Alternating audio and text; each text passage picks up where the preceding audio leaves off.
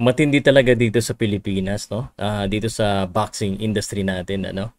Mga ayaw mabash, pero bashers din pala. Alam mo, syempre, nalungkot tayo para kay John Paul Gabonilas. Natuwa tayo para kay Miel Fajardo because paborito natin boksingero yan. Kung ano man yung sabihin ng iba, sa kanila yon.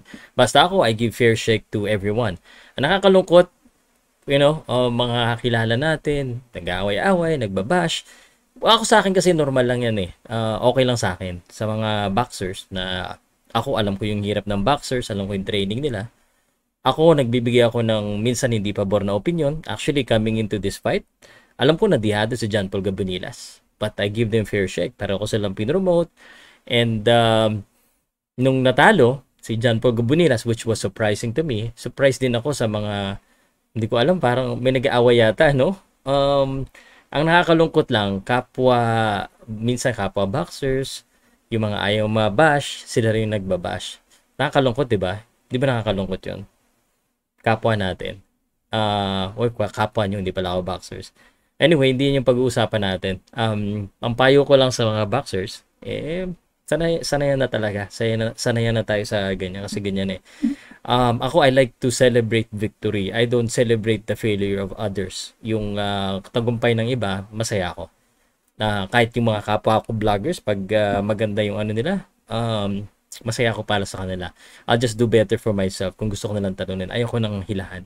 Anyway, ang pag-usapan natin dito, yung next para kay John Paul Gabonilas. Yes, natalo po siya. Pero bata pa yan. I think losing at the early stage, meron na siyang dalawang talo. Certainly, it's a wake-up call. Parang pwede niya sabihin, ano ba, there's something wrong or there's something that I need to fix, there's something that I need to improve. But losing as well, especially like this, kasi sikat siya eh. Kaya nga sasabihin ko lang, kung nanonood ka dyan, Paul, no? Nako, yung mga haters, mga bashers, karamihan po ng mga bashers, haters, mas mababa sa'yo yan. Kasi naiinggit yan eh. Kasi ikaw, sikat ka, ikaw pinapanood nila eh. So, mas sikat ka palalo ngayon. Now you use that as leverage for your next fight. John Paul Gabonilas, iilan po ang ating mga boksingero na may lakas ng loob, may karisma, at yung gustong panoodin ng mga tao. No? Marami pong boksingero na magaling. Pero bibilangin mo sa kamay mo ang mga boksingero na talagang nai-entertain po ang mga fans. Yung natutuwa na mapanood, yung naiinis, yung natutuwa, yung nagre-react ng mga fans. Naiintindihan niyo po ba yung ibig sabihin ko? At si John Paul Gabonilas isa doon. Now, pwede niyo sabihin na paborito ko siya. Paborito ko naman talaga. Paborito ko rin si Miel. Kaya nga sinabi ko, pero hindi na ako nakikipag-argue. Hindi naman kailangan makipag-argue sa lahat or pasabihin na tama ka o mali siya. Hindi mo na kailangan sabihin yan. Basta sa akin, bata pa si John Paul, pwede pa yan mag-improve. It's up to him if he wants to improve. But the thing that will be tested right now para dito kay John Paul Gabonilas is his mental toughness. More than the physical toughness, ang mga boksingero, ang mga tao po, yung laban mo sa labas ng boxing, yung emotional na laban mo, that will not just set you up for the boxing life, but for your personal. So, mas patitibayin yung puso na yan. So, and the good thing about